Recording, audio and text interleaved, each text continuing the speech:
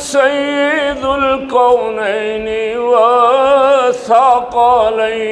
والثقلين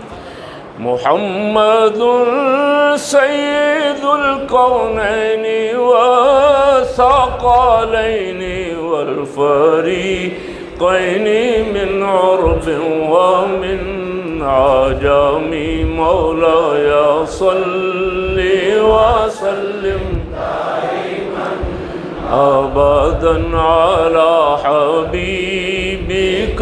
خير الخلق هو الحبيب الذي ترجى شفاعته هو الحبيب الذي ترجى شفاعته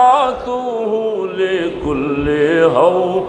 من الأهوال مقتحم مولاي صل